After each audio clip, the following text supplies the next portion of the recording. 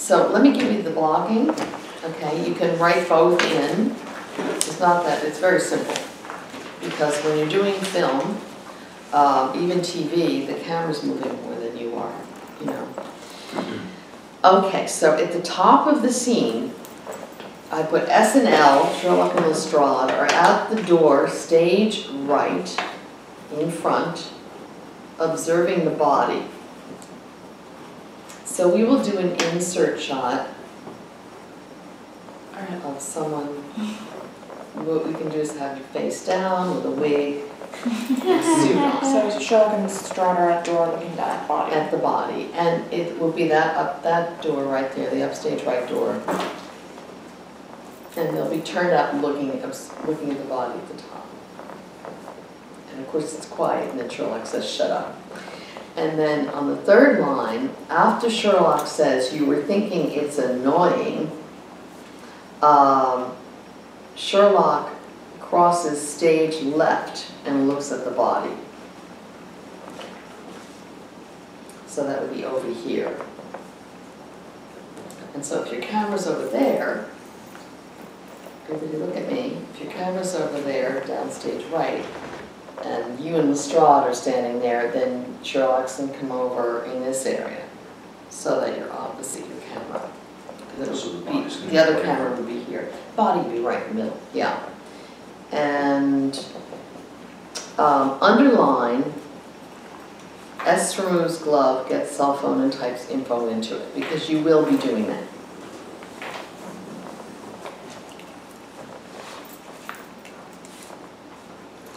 And then Lestrade takes one step in to where the molding is here.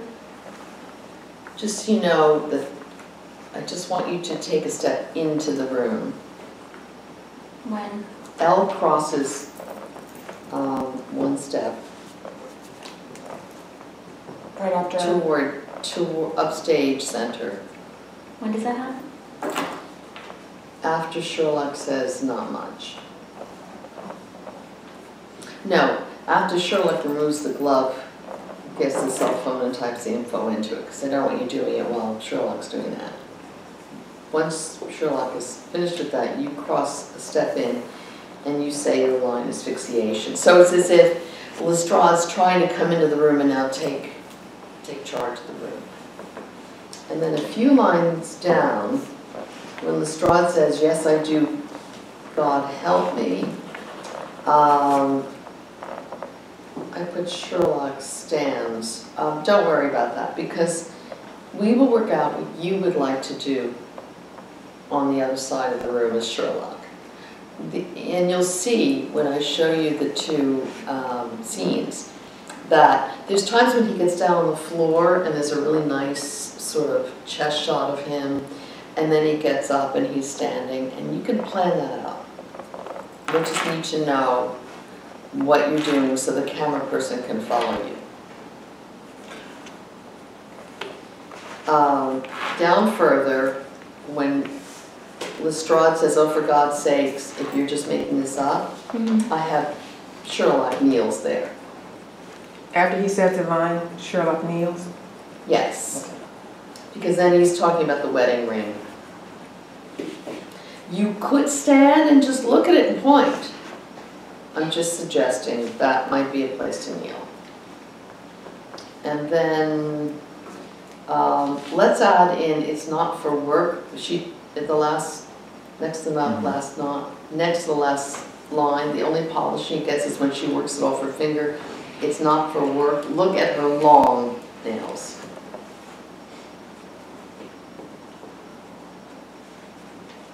She has affair. Simple. Lestrade says Cardiff, then Sherlock stands.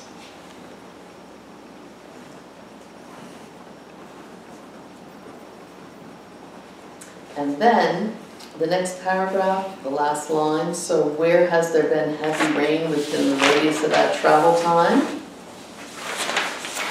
Sherlock crosses to Lestrade with his cell phone out and says, so he has his cell phone like this, Cardiff.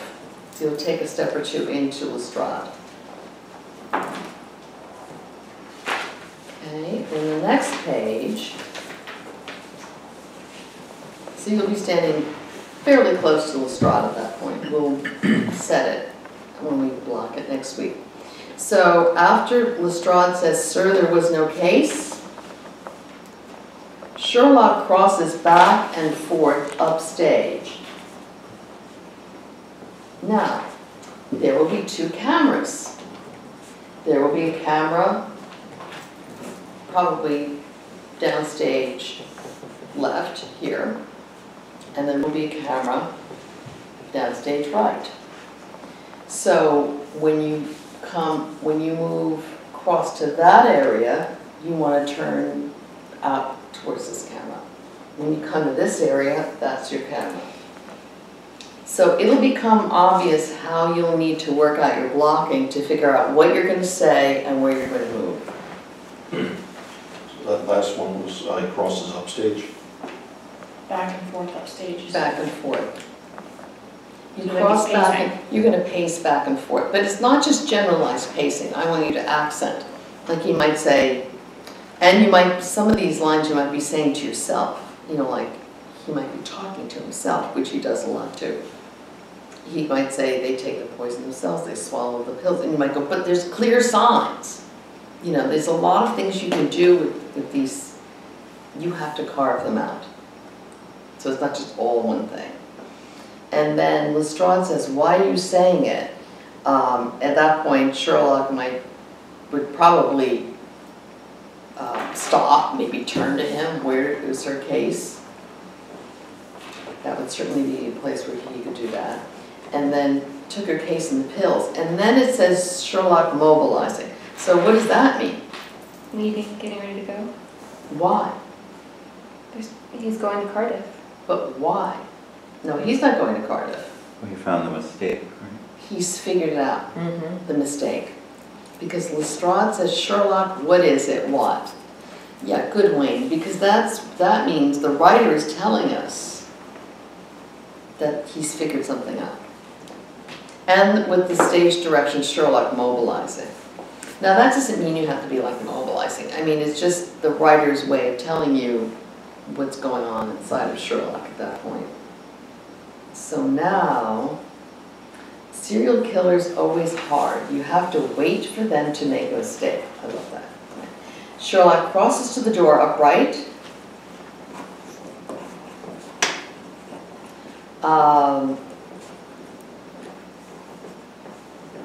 Lestrade says we can't just wait.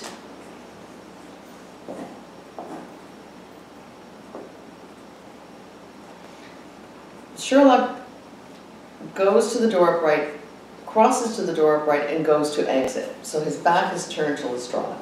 Lestrade says we can't just wait. Then Sherlock is going to turn back to Lestrade and say, "Oh, we're done waiting. Look at her, really look. We have a mistake. Get on to Cardiff." And Sherlock leaves, and Lestrade is, "What mistake?" Now, my challenge is going to be, when Sherlock goes to that door, we can't have him next to you. You've got to be in a different place. So somehow we'll move Lestrade into a different, let's see, this is normally your camera. Maybe we'll have you go down this way and put this camera on Sherlock. We'll figure it out. But that's the tentative blocking, and we will set it, and we'll probably do adjustments the day we shoot. Just a question. Can we move while we're speaking, or do you prefer us to stop, or can we make decisions about what we can You can make discuss? decisions. Yeah, yeah. And if it's really going against you, you know, we'll fix it. But I want you to figure it out on your own. That's why I am going to show you the two scenes. Normally I never do that, but I want you to have a sense of how I want it to go. A sense of the character without, you know, I don't want you to study the character and exactly what Benedict Cumberbatch did. I want you to see it, see both scenes are a little different, take it away and say, what do you want to do with it? How do you want to play your Sherlock Holmes? Okay, so let's go out. Any questions? Yes. This part when he's talking about the ring and all that, do we get to take the rings off and look at them? And... I don't think so. Okay. Because I think, and that's why I trimmed it a bit, because there's a lot of technical work in filming the scene. It's not like a theater scene. Right. There's got to be inserts. We have to see the body for, you know, for putting the scene together. So, yeah, I would love to do that. But it isn't necessary. In one of the scenes you're going to see, the scene that actually aired, they actually mark everything out. They have printing on the screen that explains the ring. And then later he's explaining the whole thing over again and he's just referring to it and it looks fine. Oh, okay. So my feeling is it's better to be simple than to take props off of bodies and have to deal with that. But maybe we can do it with one thing. You know, we'll see when we get to it.